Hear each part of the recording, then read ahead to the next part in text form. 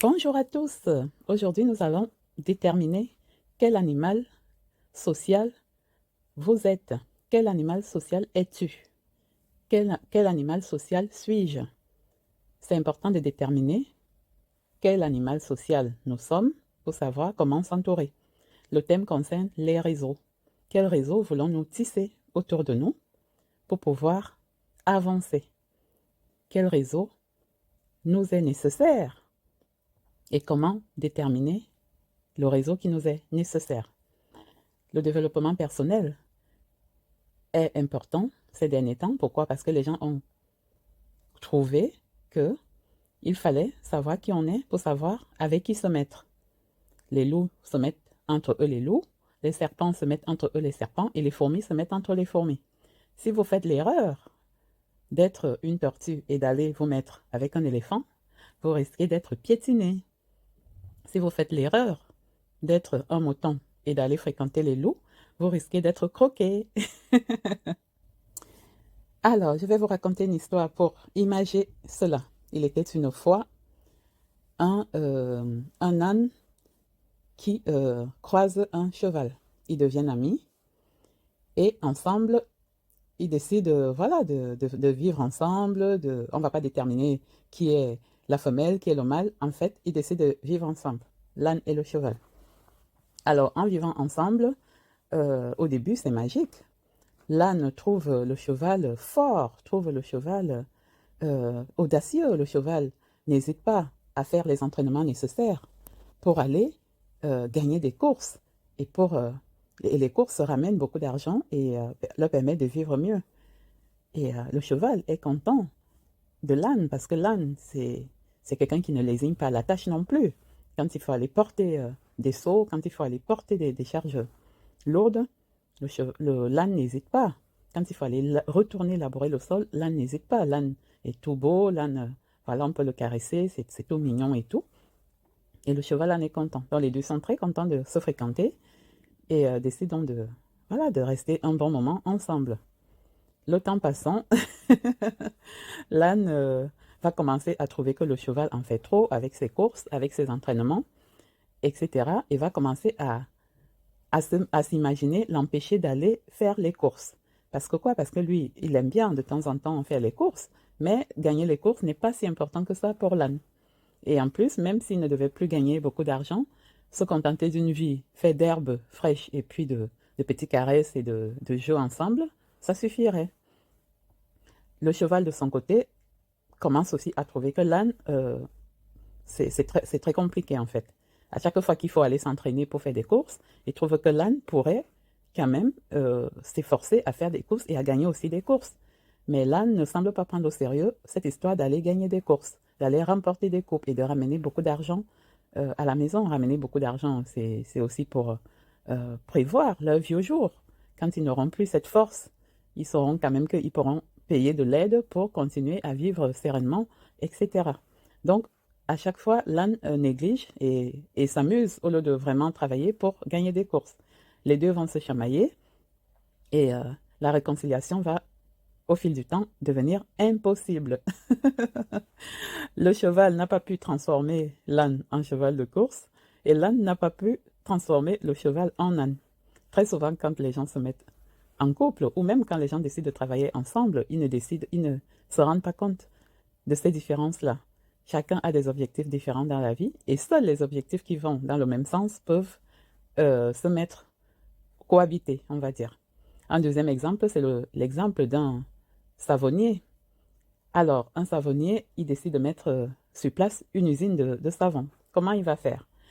Il va donc aller vers les investisseurs, présenter son projet pour être financé et il va remporter un franc succès. Pourquoi? Parce qu'il va réussir à montrer aux investisseurs que oui, ses parents étaient savonniers et qu'il a baigné dans le savon depuis quasiment sa naissance. Le savon, c'est toute sa vie. Le savon, c'est une passion. Il a donc engagé un chimiste, lui-même très passionné, qui peut donc lui permettre de la fabrication de savon, etc. Il a embauché des employés, alors certains qui eux-mêmes faisaient de la collecte de savon, et donc qui en savent un rayon, toute l'actualité du savon, ils sont au courant parce que faire la collection des savons leur a donné une connaissance.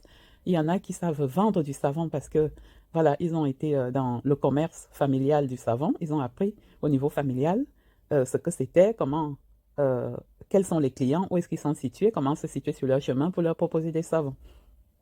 D'autres sont devenus vendeurs de savon par accident, mais c'est devenu leur passion aussi. Alors, ce vendeur de savon, ce commerçant de savon, son business plan, une fois validé, va donc rencontrer comme partenaire amoureux euh, une personne qui fait dans la parfumerie. Voilà, donc sa compagne va donc venir de l'univers des parfums. Et au début, tout va fonctionner à merveille parce que qui dit savon parfumé. Donc le monsieur va trouver un grand intérêt à fréquenter cette dame au-delà de l'amour qui les lie, au-delà de l'aspect waouh des débuts de relation. Le savonnier va trouver très intéressant de joindre ses compétences aux compétences de la dame pour ensemble développer l'usine de savonnerie, la branche parfumée. La dame va trouver aussi très intéressant de s'associer à ce monsieur pour partager ses connaissances avec lui.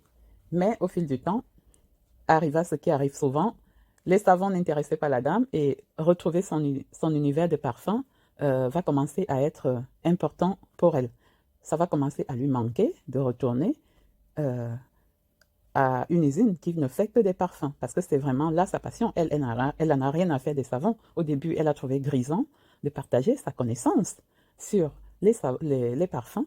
Elle a été très très heureuse d'apporter ses compétences à cette usine de savonnerie que détient son amoureux, mais les années passant, elle veut retourner à ses premiers amours.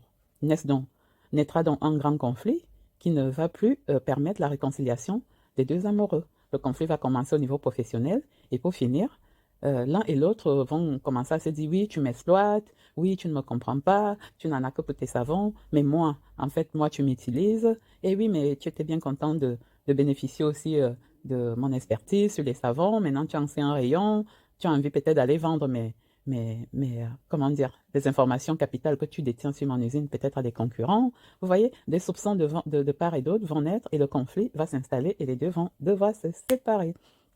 Une façon de dire quoi? Une façon de dire que votre nature, votre nature est importante. Si vous savez quel animal social vous êtes, vous saurez avec qui vous devez vous mettre. Si vous savez quels sont les objectifs que vous voulez atteindre dans la vie, vous saurez à qui vous mettre, avec qui vous mettre. Mais si vous ne savez pas et que par amour ou par je ne sais quoi d'autre, vous vous mettez comme ça à tisser des réseaux, c'est-à-dire au petit bonheur la chance, c'est-à-dire vous ne savez pas en fait où vous allez, pourquoi vous vous mettez avec telle personne et qu'est-ce que vous espérez derrière, et bien vous risquez donc de vous retrouver comme ces deux exemples-là où le cheval et l'âne, la savonnière et le savonnier et la parfumeuse se sont pris plein la tronche.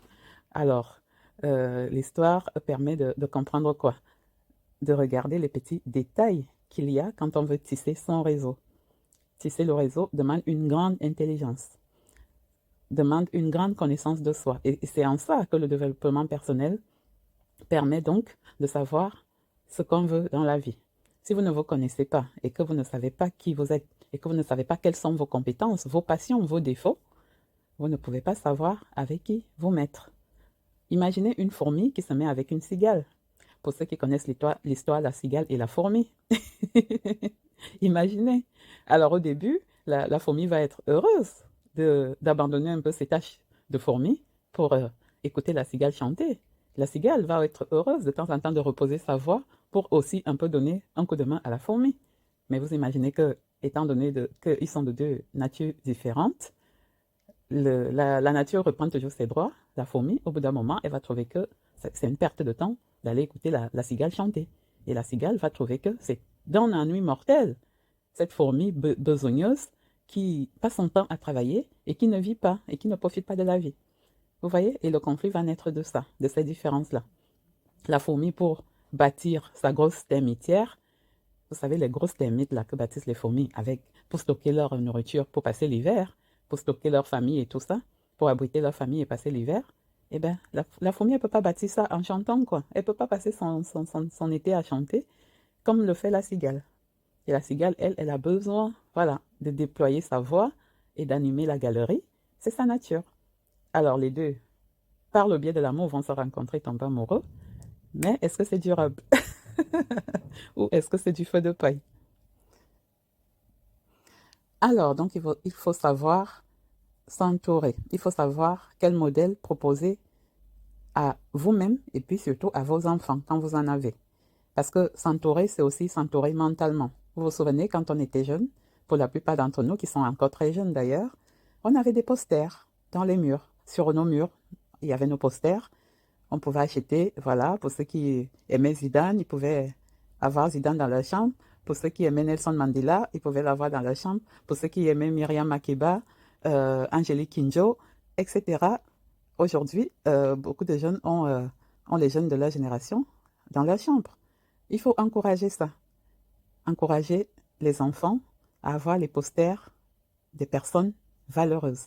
Il y en a qui vont avoir l'abbé Pierre, les gens qui vont avoir Mère Teresa, qui vont avoir Gandhi, qui vont avoir Martin Luther King, qui vont avoir Thomas Sankara, et Tofis. Il y a plein de posters à proposer aux jeunes parce que s'entourer mentalement, c'est déjà une façon d'être parmi les gagnants, les vainqueurs, gagner la course de la vie. Gagner la course de la vie n'est pas aller chercher beaucoup d'argent, beaucoup d'amis ou je ne sais pas quoi. C'est surtout être ce qu'on veut être dans la vie, qui on veut être. Et savoir ce qu'on veut être n'est pas facile, contrairement à ce qu'on croit. C'est tout un chemin, et certains meurent sans avoir trouvé qui ils ont voulu être dans la vie. C'est pourquoi il faut proposer des modèles à vous-même, des modèles à vos enfants. Proposer un modèle, ce n'est pas vouloir copier la vie de la personne et ne pas être soi-même, mais c'est d'avoir, comment dire, des valeurs qui nous guident et qui sont comme des lanternes dans l'obscurité. Quand on ne sait plus qui on est et ce qu'on a envie de faire, on peut s'inspirer de la vie d'autres personnes, des idées d'autres personnes, des actions d'autres personnes pour essayer de s'en sortir. S'entourer mentalement, c'est une richesse qui se cultive.